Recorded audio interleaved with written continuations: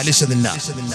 നമ്മുടെയൊക്കെ നാട്ടില് പലിശ, അതാ ഞാൻ നേരത്തെ നമ്മുടെ നല്ല സമ്പാദ്യം എന്ന് പറഞ്ഞ സംഭവം എന്താ? ഇതാണ് നല്ല സമ്പാദ്യം എന്ന് പറഞ്ഞാൽ ഇതാണ് സംഭവം.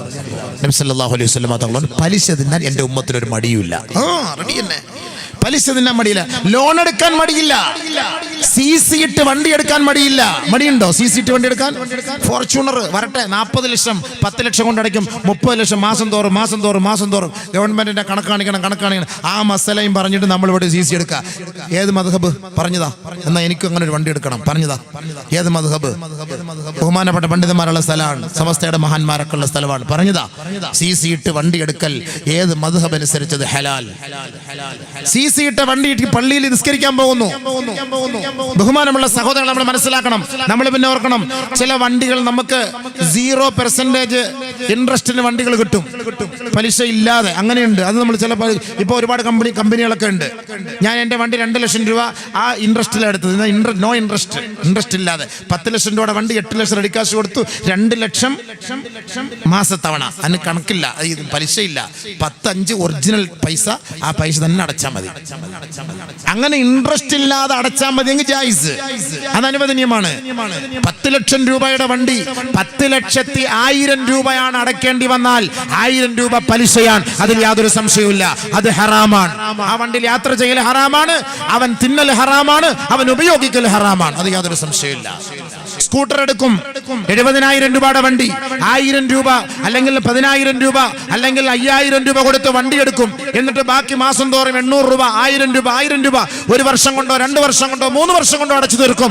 ആ വാഹനത്തിലാണ് യാത്ര ചെയ്ത് പള്ളിയിൽ പോകുന്നത്, മദ്രസയിൽ പോകുന്നത്, വാള് വെക്കാൻ വരുന്നത്, മൊയ്ലിയാരെ കൊണ്ട് കല്യാണം നടത്തിക്കാൻ പോകുന്നത്, മയ്യത്ത് വീട്ടിൽ പോകുന്നത്, മയ്യത്തിന്റെ പിന്നാലെ പോകുന്നത്. ഏത് വണ്ടിയിൽ? CC ഇട്ടെടുത്ത വണ്ടിയിൽ. പലിശ ജായിസ് എന്ന് ആര് പറഞ്ഞു? നിബിധങ്ങൾ പറഞ്ഞ വാക്കാണ് വാക്കലിഹും റിബ. നമ്മുടെ മക്കൾ പലിശ തിന്നാൻ ഒരു മടിയും കാണിക്കാത്ത ഒരു കാലം വരും. പലിശ തിന്നാൻ ഒരു മടിയും കാണിക്കാത്ത കാലം വരും. പണ്ടം പണയം വെക്കാൻ കൊണ്ടാണ്ട് കൊടുക്കില്ല തന്നെ, കൊണ്ടങ്ങോട്ട് കൊടുക്കുക, പണ്ടം പണയം വെക്കുക. പിന്നെ വേറെ സാധനം ലോട്ടറി കുത്തിയെടുക്കുക, വരച്ചെടുക്കുക, തോണ്ടിയെടുക്കുക, പറിച്ചെടുക്കുക, ഫോണിൽ കൂടെ വിളിച്ച് പറഞ്ഞെടുക്കുക. തിന്നാണ് ഹറാമ്, പന്നിയിറച്ചി, ഹറാമിന്റെ പന്നിയിറച്ചി. പൈസകൾ കുറെ വാരിക്കൂരി കൂട്ടിട്ട് കാര്യമില്ല മക്കളെ. ഇങ്ങനത്തെ പണം നമുക്കെന്തിന്? നമ്മുടെ മക്കൾക്ക് കൊടുക്കണോ? നമ്മുടെ ശരീരത്തിൽ ഈ ഹറാമിന്റെ അംശം വളർന്നു വന്നാൽ എന്താ സംഭവിക്കാൻ പോകുന്നത്? നബിയുനാ റസൂലുള്ളാഹി സ്വല്ലല്ലാഹു അലൈഹി വസല്ലം തങ്ങൾ പറഞ്ഞു, നിന്റെ ശരീരം നരകത്തിന്റെ ഏറ്റവും നല്ല വിറകാണ്. നബിയുനാ റസൂലുള്ളാഹി. തായ്ലൻഡ് ലോട്ടറി നമ്മുടെ ഈ പരിസരത്തൊക്കെ അതുപോലത്തെ ഇവിടെ ഒരു ലോട്ടറി പേരുണ്ടല്ലോ. എന്താ ഇവിടെ ഒരു ലോട്ടറിയുടെ പേരുണ്ടോ ഈ പരിസരത്ത്? ഇവിടെ ഒന്നൊക്കെയുണ്ട് ഒരു ലോട്ടറി. പോയിട്ട് ഉറയ്ക്കുക, നമ്പർ പറയുക. ഗൾഫിലൊക്കെ ഉണ്ട് തായ്ലൻഡ് ലോട്ടറി എന്ന്. ഫോൺ വിളിച്ചിട്ട് നമ്പർ പറഞ്ഞ് എഴുതിയെടുക്കുന്ന ഒരു ലോട്ടറി. എൻ്റെ പൊന്നു ചെറുപ്പക്കാരെ, യുവാക്കളെ, ചെയ്തതൊക്കെ ചെയ്തോ, ഇനി അത് ചെയ്യാൻ നിൽക്കട്ടെ. ഇന്ന് തൗബ ചെയ്യണം. നിങ്ങൾ ചെയ്തുകൊണ്ട് അള്ളാഹ്ക്ക് കുഴപ്പമില്ല, നമുക്കും കുഴപ്പമില്ല, ഈ മൂല്യാർക്കും കുഴപ്പമില്ല, ആർക്കും കുഴപ്പമില്ല. പക്ഷെ നിങ്ങളുടെ ആ സമ്പാദ്യം കൊണ്ടുവന്ന് നിങ്ങളുടെ മക്കൾക്ക്, നിങ്ങളുടെ ഭാര്യയ്ക്ക് നിങ്ങൾ തിന്ന എന്താ സംഭവിക്കുന്നത്? നബിയുനാ റസൂലുള്ളാഹി സ്വല്ലല്ലാഹു അലൈഹി വസല്ലമ തങ്ങൾ പറയുകയാണ്, ഇന്ന ദുനിയാ ഹൽവത്തുൻ ഖളിറാ. ദുനിയാവ് കാണാൻ രസമാണ്, ദുനിയാവ് കാണാൻ അലങ്കാരമാണ്, ദുനിയാവ് കാണാൻ മനോഹരമാണ്, ദുനിയാവ് കാണാൻ ചേതോഹാരിതയാണ്. മനിക്തസബ ഫിഹാ മാലം മിൻ ഹുല്ലിഹി വഅൻഫഖഹു ഫീ ഹഖിഹി അസാബഹു അല്ലാഹ് വഔറദഹു ജന്നതഹു. ആരെങ്കിലും ആ ദുനിയാവിന്റെ പ്രസരിപ്പ് കണ്ട്, ആരെങ്കിലും ആ ദുനിയാവിന്റെ രസങ്ങൾ കണ്ടിട്ട് ഹലാലായതാണ് സമ്പാദിച്ചതെങ്കിൽ അവന്റെ സമ്പാദ്യത്തിന്റെ പേരിൽ നാളെ അള്ളാഹു അവനെ സ്വർഗത്തിലേക്ക് കൊണ്ടുവരുമത്രേ.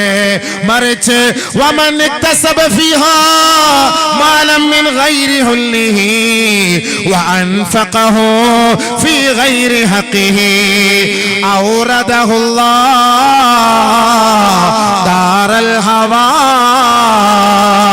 ആരെങ്കിലും ഹറാമായ നിലയിൽ ഈ ദുനിയാവിൽ നിന്ന് സമ്പാദിച്ചിട്ടുണ്ടോ, അതാണ് നീ കഴിച്ചതെങ്കിൽ, അതാണ് നിന്റെ മക്കൾക്ക് കൊടുത്തതെങ്കിൽ, അതാണ് നിന്റെ മാതാപിതാക്കൾ കഴിച്ചതെങ്കിൽ, അതാണ് നീ പള്ളിക്ക് കൊടുത്തതെങ്കിൽ, അതാണ് നീ വാളിന് കൊടുത്തതെങ്കിൽ, ഔറദഹുല്ലാഹു അന്നാർ, അവനെ അല്ലാഹു നരകത്തിലേക്കാണ് കൊണ്ടുവരിക എന്ന് ലോകത്തിന്റെ മുത്ത് മുഹമ്മദ് മുസ്തഫ സല്ലല്ലാഹു അലൈഹി വസല്ലം. അള്ളാഹുവിന്റെ റസൂൽ പറഞ്ഞ വാക്കാണ്. അള്ളാഹുവിന്റെ റസൂലിന്റെ വിശ്വാസമുണ്ട്, ചെയ്തോ. വിശ്വാസമില്ലെങ്കിൽ ഓക്കെ, എനിക്ക് പ്രശ്നമില്ല, ഞാൻ എൻ്റെ ഹദീസ് എൻ്റെ വാക്ക് ഞാൻ പറഞ്ഞു കഴിഞ്ഞു. നബിയുനാ റസൂലുള്ളാഹി തങ്ങൾ പറയുകയാണ്, ലഅയ്യജഅല അഹദുകും ഫീ ഫീഹി തുറാബാ ഖൈറുൽ ലഹു മിൻ അയ്യജഅല അഹദുകും ഫീ ഫീഹി ഹറാമാ. ആദമിന്റെ മോനെ, ഭൂമിയിൽ കിടക്കുന്ന പൂഴിവാരി നിന്റെ വയറ് നിറയ്ക്കലാണ് നിനക്ക് അഭികാമ്യം. ഈ റോഡിൽ കിടക്കുന്ന മണ്ണ് വാരി തിന്നലാണ് നിനക്ക് ഏറ്റവും ശ്രേഷ്ഠമായത്.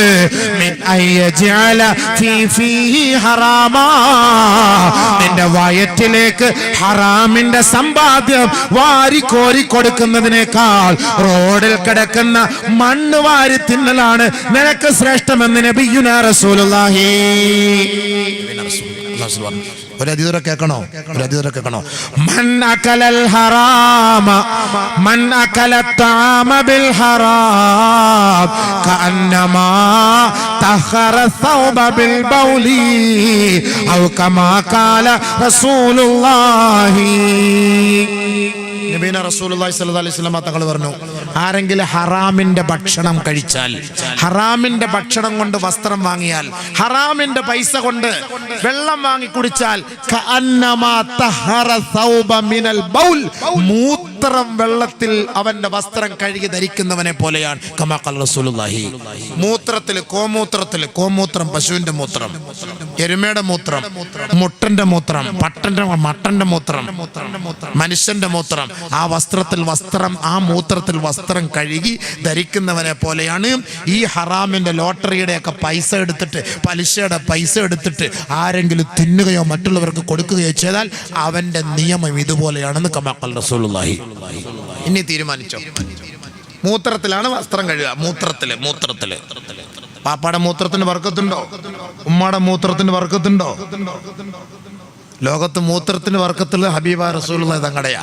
അത് ഭൂമിയിൽ വീഴുന്നുടനെ ഭൂമി വിഴുങ്ങിക്കളയും. നമ്മുടെ മൂത്ര പരിസരത്ത് വീണുപോയാൽ വെന്നിയൊരു ടൗണിൽ ഒരു മനുഷ്യൻ നിൽക്കൂല, പിന്നെ അത്രയ്ക്കും സുഗന്ധമാണ് അതിന്. ആ മൂത്രത്തിൽ വസ്ത്രം കഴുകിയവരെ പോലെയാകുമെന്നാണ് ഹദീസ്. എന്ത്?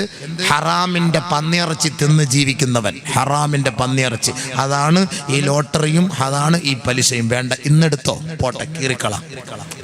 രാത്രി എഴുന്നേക്കണ്ട 2 റക്അത്ത് ഹാജത്ത് സുന്നത്ത് തൗബ പറയണം. പടച്ചവനെ അസ്തഗ്ഫിറുല്ലാഹ്, അല്ലാഹ് എനിക്കറിയില്ലായിരുന്നു പടച്ചവൻ, പ്ലീസ്.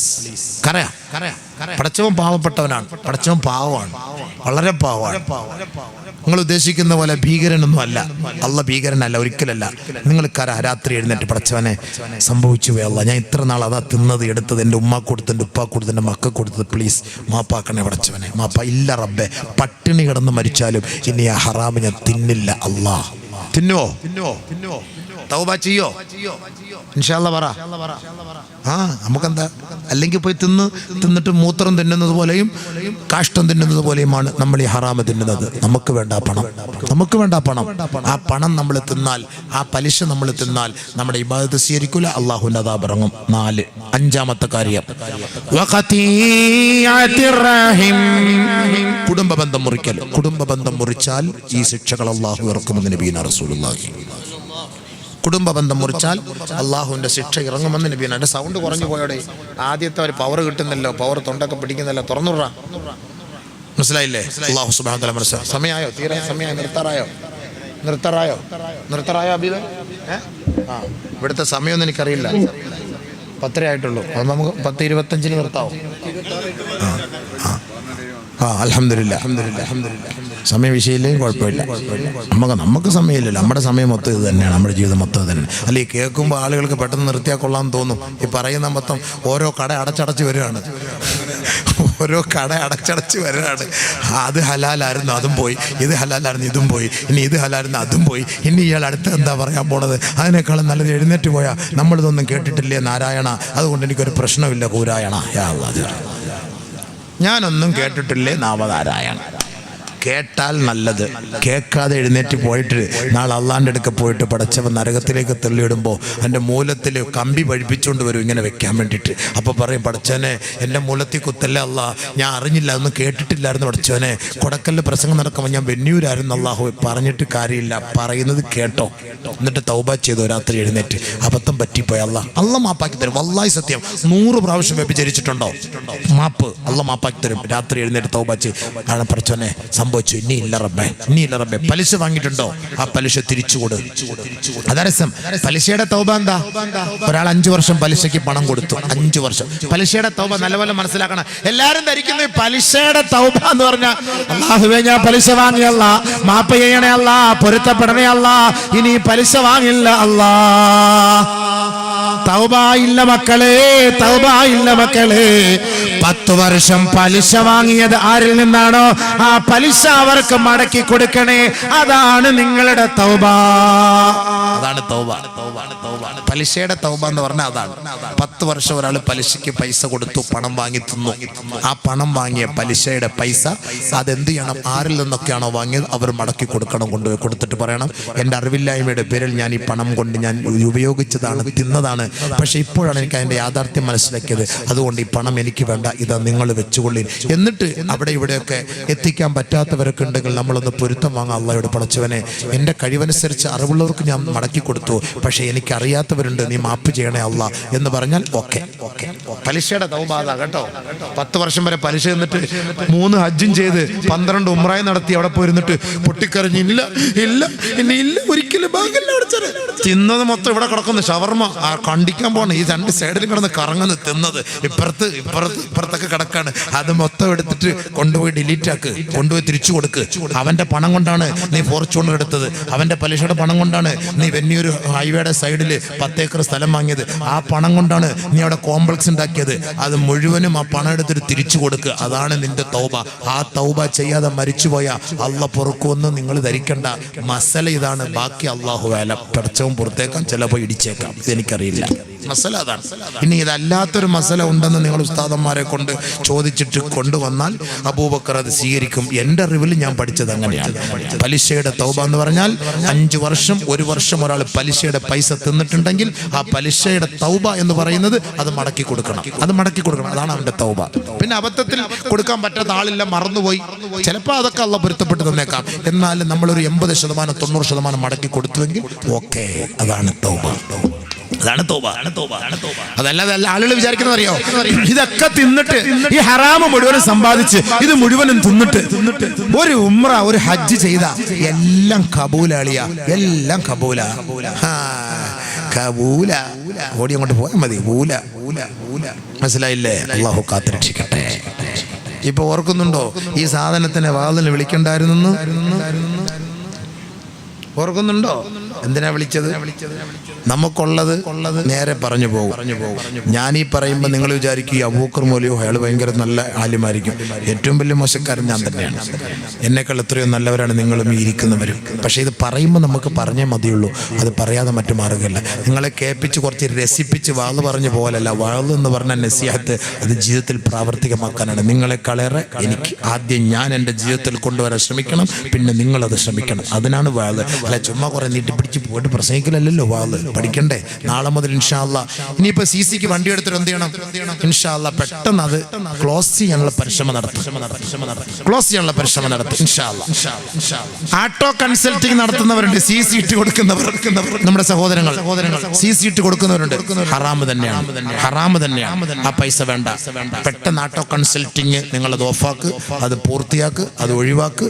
എന്നിട്ട് വേറെ എന്തെങ്കിലും കച്ചവടം തുടങ്ങുക. അള്ളാഹു അതിൽ നിങ്ങൾക്ക് ബർക്കത്ത് ചെയ്യും. ഈ പലിശയുടെ പൈസ വിട്ട് മറ്റൊരാൾക്ക് പലിശയ്ക്ക് വേണ്ടിയിട്ട് നമ്മൾ എഴുതി സപ്പോർട്ട് ചെയ്ത് കൊടുക്കുന്നത് അത് ഏറ്റവും വലിയ തെറ്റാണ്. അതുകൊണ്ട് അത് വേണ്ട. നമ്മുടെ മക്കൾക്ക് കൊടുക്കാനുള്ള പണമല്ലേ, മക്കൾ തിന്നാനുള്ളതല്ലേ. അതുകൊണ്ട് ഇൻഷാ അല്ലാ എത്രയും വേഗം എടുത്ത കടങ്ങളും ഇടപാടുകളും പൂർത്തീകരിക്കാൻ നിങ്ങൾ പരിശ്രമിക്കുക. അള്ളാഹു അതിനെ തൗഫീഖ് നൽകി അനുഗ്രഹിക്കുമാറാകട്ടെ. അതുകൊണ്ട് നമ്മുടെ മക്കൾ എന്ന് പറയുന്നത്, നമ്മുടെ സന്താനങ്ങൾ എന്ന് പറയുന്നത് ആഖിറത്തിലെ നന്മകളാണ്.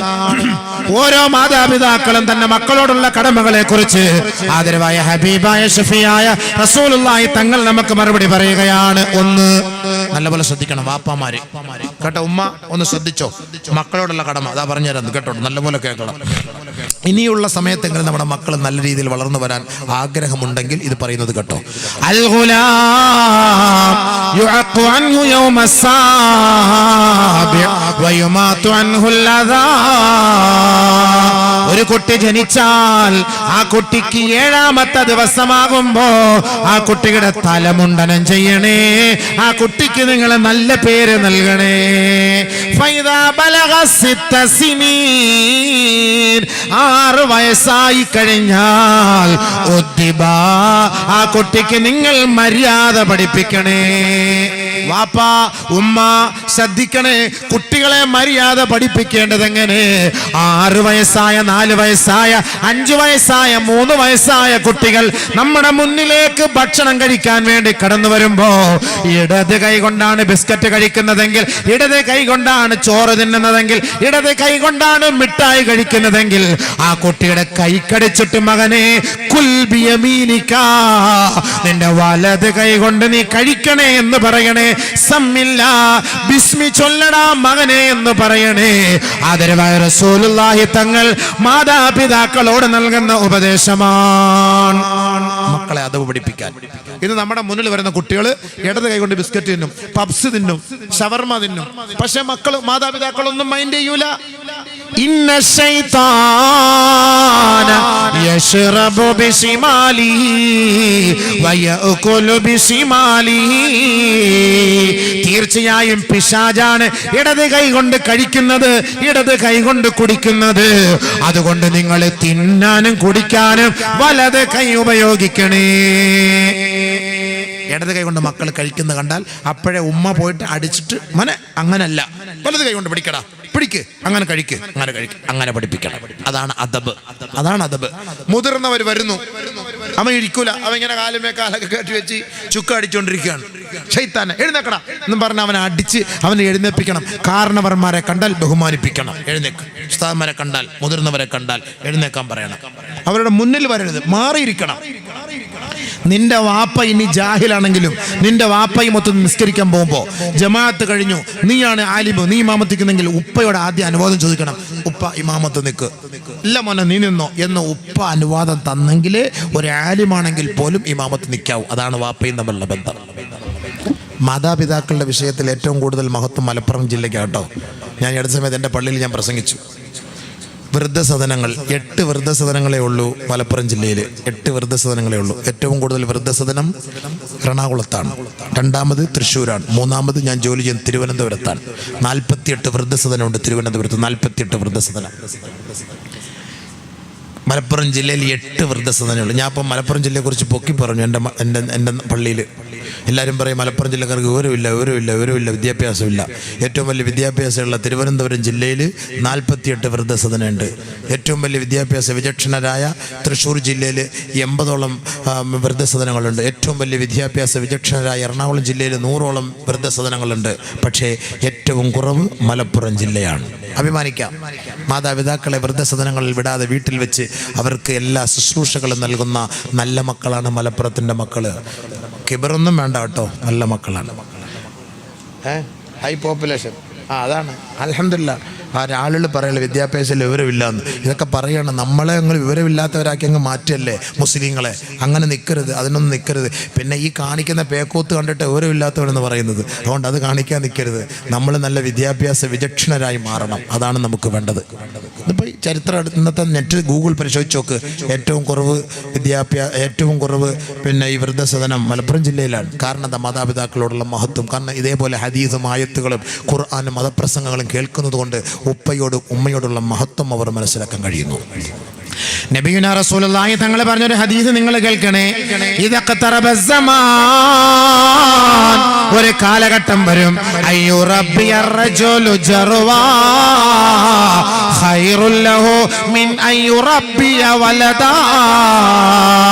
സ്വന്തം മക്കളെ വളർത്താൻ മാതാപിതാക്കൾ ബുദ്ധിമുട്ടുന്ന ഒരു കാലം വരുമത്രേ.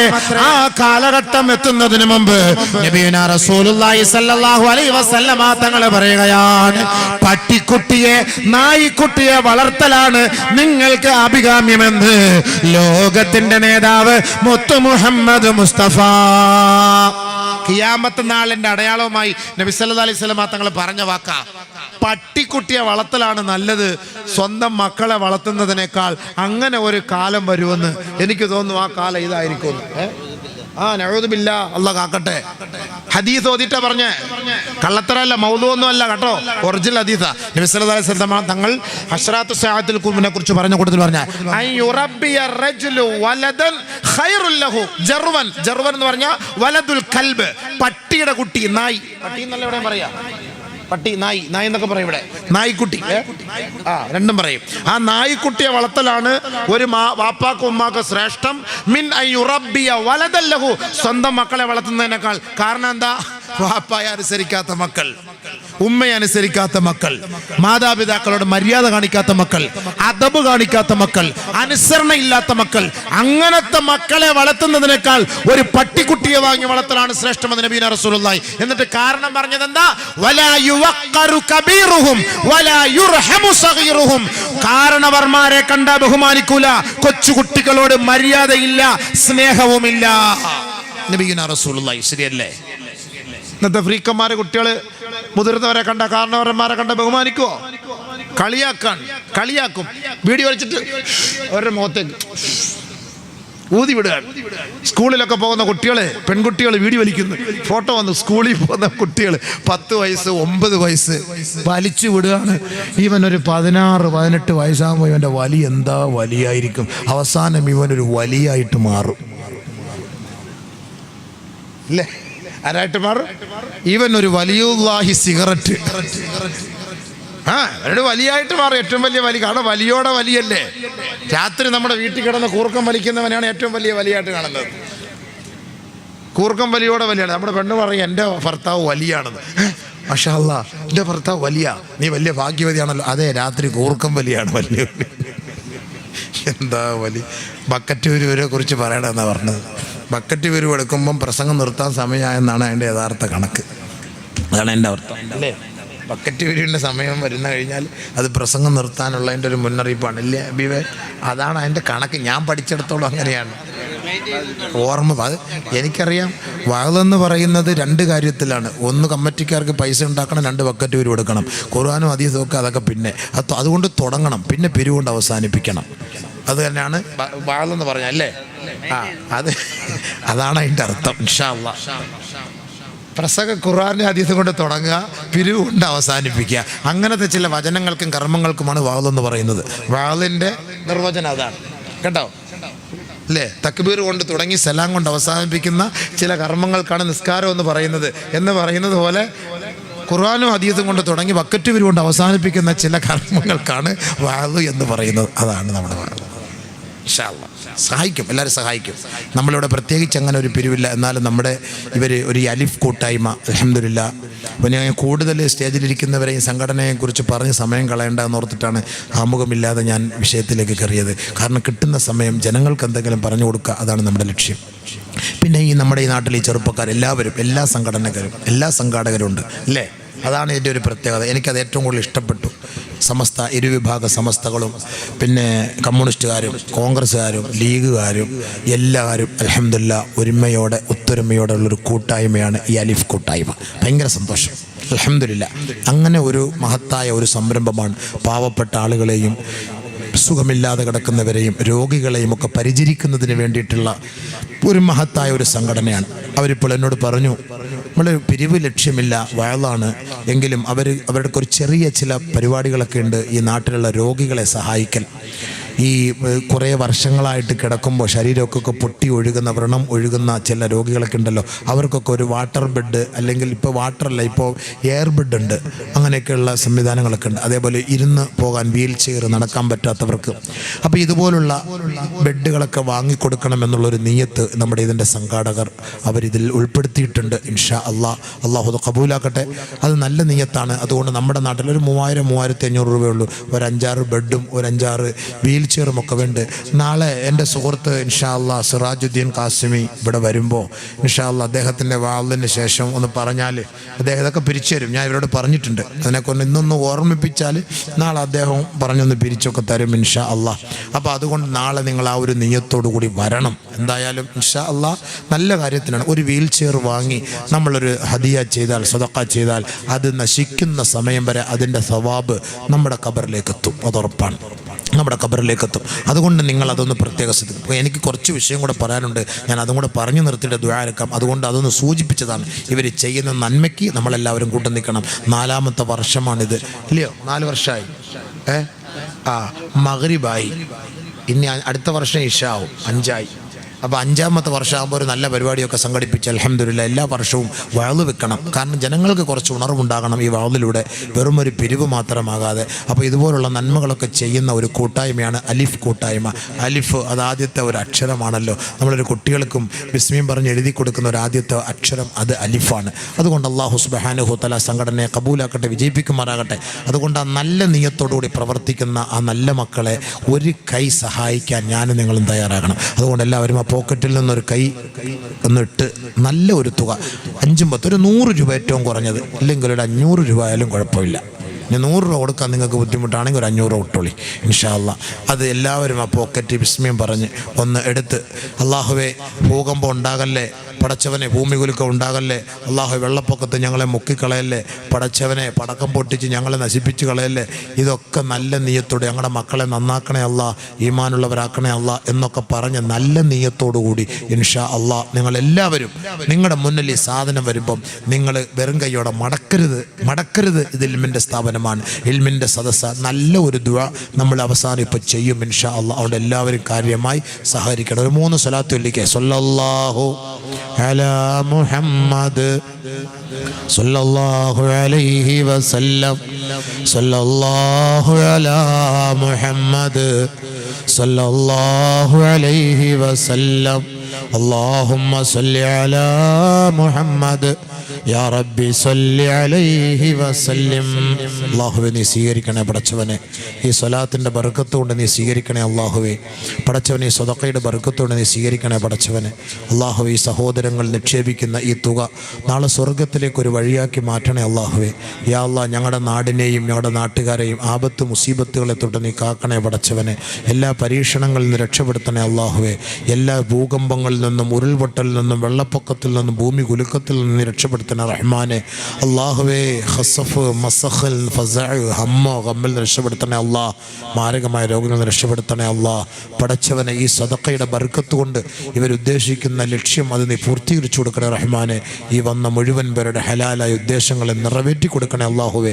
ഈ ദുആ നീ തട്ടിക്കളയല്ലേ പടച്ചവനെ. റഹ്മത്തിക യാ അർഹമർ റഹീമീൻ. എല്ലാവരും ആ നല്ല നിയ്യത്തോടു കൂടി ഇടണേ എല്ലാവരും ഇൻഷാ അല്ലാഹ്. ആരും ഹായിബായി മടങ്ങരുത്. നാളെ വരുമ്പോഴും ഒരു ചെറിയൊരു തുക നിങ്ങൾ നിയ്യത്ത് ചെയ്തുകൊണ്ട് വരണം. അതേപോലെ ഇവരുടെ ഈ ഒരു ഉദ്ദേശം അത് നിങ്ങളുടെ മുന്നിൽ പറയുമ്പോൾ അത് നിങ്ങൾ തയ്യാറാകണം. ഒരു വീൽ ചെയർ എന്നൊക്കെ പറഞ്ഞാൽ വലിയ കാര്യമില്ല, ഇല്ലയോ? 2 3 5 വീൽ ചെയർ വേണ്ടി വരും, ഇല്ലേ? ഒരു 5 ബെഡ് വേണ്ടി വരും. വീൽ ചെയർ എന്നൊക്കെ പറഞ്ഞാൽ അതിനൊക്കെ 10 3500 രൂപ ആവും, ഇല്ലേ അബീബേ? ഇല്ലേ? 3500 4000 രൂപയുള്ളൂ. അതൊക്കെ ഇപ്പോൾ ഒപ്പിക്കാവുന്ന കേസേ ഉള്ളൂ. പക്ഷേ ഞാൻ കുറച്ചുകൂടെ പ്രസംഗിക്കണമെന്ന് ആഗ്രഹമുണ്ട്, അതുകൊണ്ടാണ്. അല്ലെങ്കിൽ ഇപ്പം തന്നെ അതെല്ലാം ഒപ്പിച്ച് തരാമായിരുന്നു. അത് വിഷയമൊന്നുമുള്ളതല്ല. അതൊക്കെ നാളെ അയാൾ വിരിച്ചു തരും ഇൻഷാ അല്ലാഹ്. നമ്മുടെ സുഹൃത്ത് എന്താ പറയുന്നത്? വീൽ ചെയർ വേണോ വാള് വേണോ? ഇല്ലേ? ഇബാറത്ത് അൽഹംദുലില്ലാ. എന്താ ഓതിട്ടുണ്ടോ? എന്താ നേതാവേ? അല്ലേ? നിങ്ങൾ ഗൾഫിലാണോ? അള്ളാഹു വർക്കത്തിൽ എക്സ് ഗൾഫാണ്. അൽഹംദുലില്ലാ. അപ്പോൾ നാളെ നിങ്ങൾ വീൽ ചെയർ ഉണ്ടോ? വീൽ ചെയർ നാളെ കൊടുക്കുമല്ലോ അല്ലേ? വീൽ ചെയർ ബെഡൊക്കെ. അല്ലെങ്കിൽ ഞാനിപ്പോൾ അത് ഓഫർ ആയിരിക്കും. അപ്പോൾ കുറച്ചുകൂടെ വാള് പറയാം. കുട്ടികളുടെ ഉള്ള ഉത്തരവാദിത്വം കുറച്ചുകൂടെ പറയണ്ട. അവരെ പറഞ്ഞു തീർക്കാം, അല്ലേ? കുറച്ചുകൂടെ പറഞ്ഞു തീർക്കാമല്ലോ. അതല്ലേ ആവശ്യമോ? അൽഹംദുലില്ലാ. ഒരു 15 മിനിറ്റ് ഇരിക്കാമല്ലോ അല്ലേ? 11 മണി വരെ അല്ല കുഞ്ഞാപ്പൂ? പോകാൻ സമയമായോ? അല്ല ഭാര്യ ഉറങ്ങുന്നതിന് മുമ്പ് പോകണ്ടേ? അൽഹംദുലില്ലാ. അൽഹംദുലില്ലാ. കേട്ടോ, കുട്ടികളോടുള്ള ഉത്തരവാദിത്തം നമ്മളിത് മനസ്സിലാക്കണം. അള്ളാഹു മനസ്സിലാക്കാൻ തൗഫീക്ക് തരട്ടെ. അള്ളാഹു മനസ്സിലായി. ഇന്ന് മഴയൊക്കെ അങ്ങോട്ടും കൂടി വരുന്ന വഴിക്കൊക്കെ നല്ല മഴ. അപ്പോൾ ഞാൻ സംഘാടകരെ വിളിച്ച് സന്തോഷിച്ച് വന്നതാണ്. പഠിച്ചാൽ ഇന്ന് വാത് കാണൂല, നേരത്തെ പറിക്ക് പോകല്ലോ എന്ന്. ഇവിടെ വന്നപ്പോൾ മഴയില്ല. എന്ത് കറാമത്താ പഠിച്ചവനെ. നേരത്തെ പറഞ്ഞ വലിയൻ്റെ കറാമത്താണോ എന്നറിയില്ല. അല്ലാഹു അക്ബർ. അസ്തഗ്ഫിറുല്ലാഹ്. നല്ല മഹാന്മാരെ ഔലിയാക്കളുണ്ട്, അവരെ നമ്മൾ കുറ്റം പറയല്ല. അസ്തഗ്ഫിറുല്ലാഹ്. വലിയ എന്നൊക്കെ പറഞ്ഞപ്പോൾ അങ്ങനെ പറഞ്ഞു പോയതാണ്. അല്ലാഹു തആല നല്ല യഥാർത്ഥ ഔലിയാക്കന്മാർ ആരിഫ്യങ്ങൾ നമ്മളെ ഉൾപ്പെടുത്തുമാറാകട്ടെ. സ്വാലിഹീങ്ങൾ അല്ലാഹു നമ്മളെ ഉൾപ്പെടുത്തുമാറാകട്ടെ. അപ്പോൾ നബി സല്ലല്ലാഹു അലൈഹി വസല്ലമ തങ്ങൾ നമുക്ക് പഠിപ്പിച്ചെന്ന അദബ് കുട്ടികളോട് ഞാൻ പറഞ്ഞു തന്നെ എന്താണ്? വലാ യുവഖറു കബീറുഹും വലാ യുർഹമു സഗീറുഹും. ചില കുട്ടികൾ ഉണ്ടാകും, ആ കുട്ടികൾ മുതിർന്നവരെ ബഹുമാനിക്കുകയില്ല, മാതാപിതാക്കളെ ബഹുമാനിക്കുകയില്ല, കുട്ടികളോട് കുഞ്ഞുമക്കളോട് കരുണ കാട്ടുകയില്ല. വലാ യുർഹമു സഗീറുഹും. അവരിൽ കൊച്ചു കുട്ടികളോട് കരുണ കാണിക്കണം. നബി സല്ലല്ലാഹു അലൈഹി വസല്ലമ തങ്ങൾ പറഞ്ഞ വാക്കാണ്. അങ്ങനത്തെ കുറച്ച് കുട്ടികളുണ്ടാകും. ആ കുട്ടികൾ എന്ന് പറഞ്ഞാൽ ഈ നാടിന് ആപത്താണ് കരുണയില്ലാത്ത കുട്ടികൾ. അവരെ വളർത്തുന്നതിനേക്കാൾ നല്ലത് പട്ടിക്കുട്ടിയെ വളർത്തലാണ് നല്ലതെന്ന് നബിയുനാ റസൂലുള്ളാഹി. സലാസത്തു അശിയാ അസീറത്തുൻ ഫീ കുല്ലി സമാൻ. മൂന്ന് കാര്യങ്ങൾ എക്കാലവും അമൂല്യമായ നിധി തന്നെയാ. നബിയുനാ റസൂലുള്ളാഹി തങ്ങൾ പറയുന്നു, മൂന്ന് കാര്യങ്ങൾ വിലമതിക്കാനാകാത്ത നിധിയാണ്. മൂന്ന് കാര്യം കേട്ടോ, വിലമതിക്കാനാവാത്ത നിധിയാണ് മൂന്ന് കാര്യം. ഒന്ന് വഹിയ അൽ ഇഖാഉ ഫില്ലാഹ്. അല്ലാഹുവിന്റെ മാർഗത്തിൽ ഐക്യവും സാഹോദര്യവും നിലനിർത്തുക എന്നത് വിലമതിക്കാനാവാത്ത നിധിയാണ്. അൽഹംദുലില്ലാഹ്, ആ ഒരു ഐക്യം നമ്മുടെ ഈ നാട്ടിലുണ്ട്. നമ്മുടെ ഈ നാട്ടിൽ ആ ഒരു ഐക്യമുണ്ട്. എല്ലാവരും ഒറ്റക്കെട്ടായി. ഇവിടെ മറ്റു മതക്കാരൊന്നും ഇല്ലല്ലോ? ഉണ്ടോ? ഹിന്ദുക്കളും ക്രിസ്ത്യാനികളൊക്കെ ഉണ്ടോ? എല്ലാ ഹിന്ദുക്കൾ എല്ലാവരും, എല്ലാ മതക്കാരും ഒക്കെ അവർ വടക്കൻ ജില്ലയിലൊക്കെ കൂടുതൽ മുസ്ലിങ്ങളാണ്. എന്നാൽ ഹിന്ദുക്കളും ക്രിസ്ത്യൻ എല്ലാവരും നല്ല ഏകോദര സഹോദരങ്ങളെ പോലെ സന്തോഷത്തോടു കൂടി കഴിഞ്ഞുകൂടുന്ന ആളുകളാണ്. അതാണ് വേണ്ടത്. നഹീം ദൃശം സംവനനം ദൃഷ്ട ലോകേഷ്ട വിദ്യതേ ദയാ മൈത്രീ ച ഹൃദേഷ്ട ദാനം ച മധുരാജവാക്. നല്ല വാക്കുച്ചരിക്കണം, മധുരമായ വാക്കുച്ചരിക്കണം, നല്ല സംസാരം. അതിനേക്കാൾ ഒരു ആരാധന മുപ്പാരിലുമില്ല. സമാനീവ ആകുതി സമാനഹൃദയാനിവ സമാനമസ്തുവോ മനോ യഥാവസു സഹാസിതി. എങ്ങനെയായാലാണോ നിങ്ങളിൽ ഐക്യം സംഭവിക്കുക, ആ ഒരു ഐക്യം നിങ്ങളിൽ ഉണ്ടാകട്ടെ. ആ ഒരു ഐക്യവും സാഹോദര്യവും നിങ്ങളിൽ ഉണ്ടാകട്ടെ. അതല്ല പഠിപ്പിച്ച ഹൈന്ദവ മതം. ആ ഒരു ഐക്യമാണ് നമുക്ക് വേണ്ടത്, ആ ഒരു സാഹോദര്യമാണ് നമുക്ക് വേണ്ടത്. മദ്ഹബ് നഹീം സിഖാത്ത ആപസ് മേ ഭൈർ റഖന ഹിന്ദി ഹേ ഹം വതൻ ഹേ ഹിന്ദുസ്ഥാൻ ഹമാര.